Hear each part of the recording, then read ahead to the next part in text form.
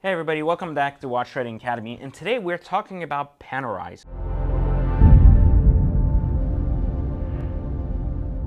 I know Panerai seem to be the blacklisted watches of the watch world. You know, whenever you talk to a jeweler about Panerai, they typically go, "Oh no, this isn't something I trade. I'm Rolex, Patek, RM, and I'm fancy and shit." But reality is that Panerai have really good margins. So today we're going to learn why Panerai are really easy 20% margins of watches and why you need to be paying attention to this brand if you're trading watches.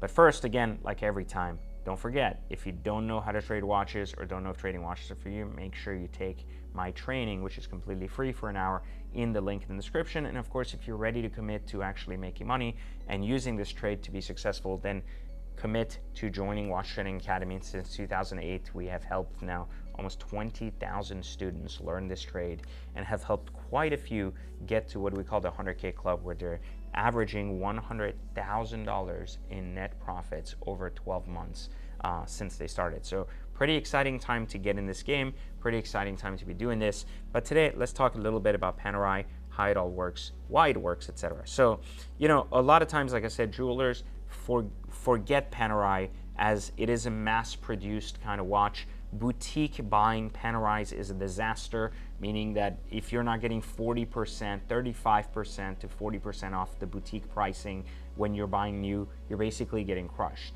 So it's very true that it's a very different game than when you're getting a Rolex, you immediately make $2,000. That's the relationship, that's how you make money.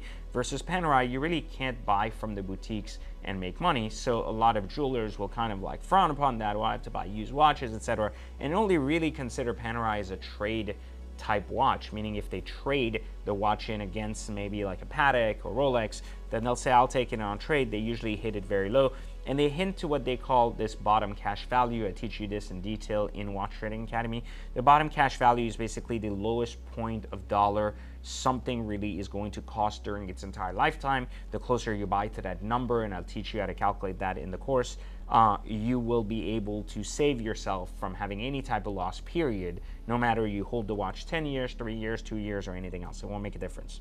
So, you know, when we think of Panerai as a brand, there are so many models and variations that it can sometimes get confusing.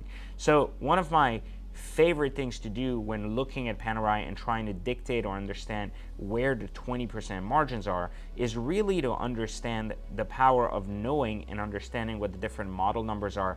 And even if you can't go through the hundreds of different series of numbers, it's just important to understand the case, sizing, and models.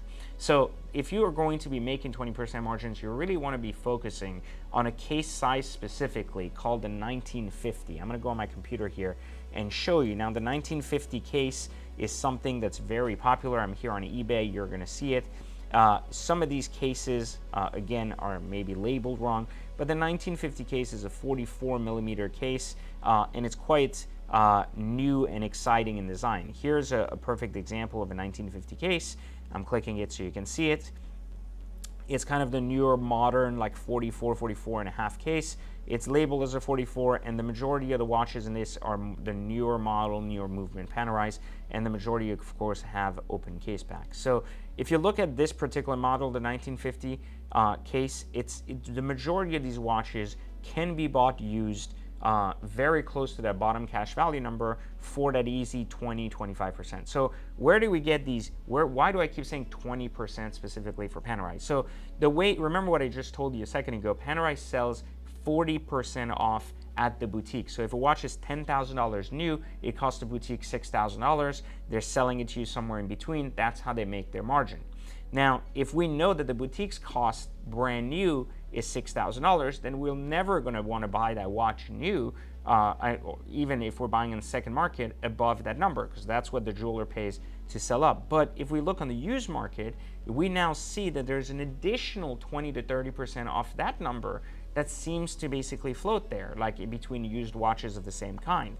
So if we're considering that, then all we have to basically do is learn that these watches are selling on the used market roughly around 50% of their value. So if you have a $10,000 watch, it's selling around $5,000. Now, if you have $5,000, that means you have to buy the watch as close as you can to 30 cents on the dollar, which means $3,000, to create a 20 cents margin. So, a lot of times people get confused because they go, well, I can't find a Panerai for 3,000 or so. But here on my screen, you can see, for example, that this exact Panerai is asking $43.50. Now, you have to consider that this is specifically eBay, right? So they're going to take out their fee. In addition to that, they're going to take out taxes. And so the person, when they're buying this watch, negotiating at $4,000, they're basically paying around $5,000 out the door to buy it, which is, again, right about that same ideology of 5K Panerais, right? So one of the things I want to show you or point you to is specifically a watch that I sold myself. And I want to kind of bring it up here so you can kind of see it, because this is the end of a watch. We can use actually this watch. I didn't sell this one. I sold this particular blue one. I shared with you in the last video, and it was a really good example because, like I said, it was a 17K, at the most 18K wholesale watch. And here it sold for $23,800 to an end user. This is a really good example, but I'm going to use an even simpler example to make sure that those of you following don't have to think you have to buy a $20,000 watch to be profitable. You see, there's also other watches here. This one sold for $15,000, and there's another Panerai here. So you see, it's very popular. They're selling quite fast at auction sites. And here's this other one sold for $6,300.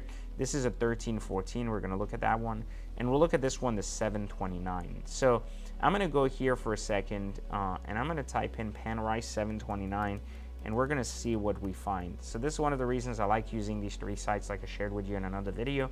Look at these numbers right here. It's very exciting to see. 7,500 asking, 10,000 asking, 8,300, 7,000, 8,700, 91. Now let's go back to that site for a second. Sold for $4,400. I want you to understand this because this is a fantastic example. So right here, you were able to buy the watch for, someone bought this for $4,400. The cheapest one, where is that? I'm going back. Okay, the cheapest one listed right here on Chrono is $7,499. So there's a significant gap here, right? We're talking about over 30%.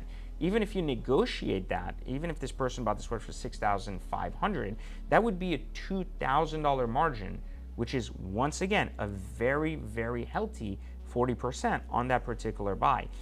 I really, really enjoy these kind of demonstrations because you can clearly see the margin difference between a buy and a sell. Now let's take a look at another watch that may not have as much margin.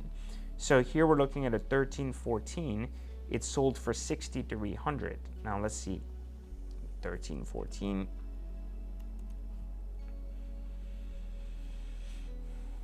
Right here again, you look, 6,300, 62.97. So this watch sold right about the retail money right on that site, right? So it wasn't a great flip for someone to buy that dollar. But this is the beauty of, again, with the Grailsy site, which we shared last time, is this is an auction site. So the market basically decides what it's worth. An end user may have bought this, but a reseller may have bought that. That's where you see tremendous values.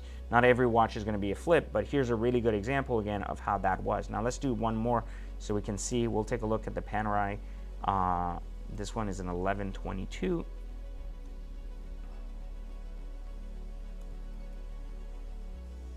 Panerai 1122. Let's see if it pops up, because it may not pop up. It's a very rare watch, so sometimes you get that. Oh, here we go. Yep, 1122. So this one is asking 21,716. This one sold for 15,655.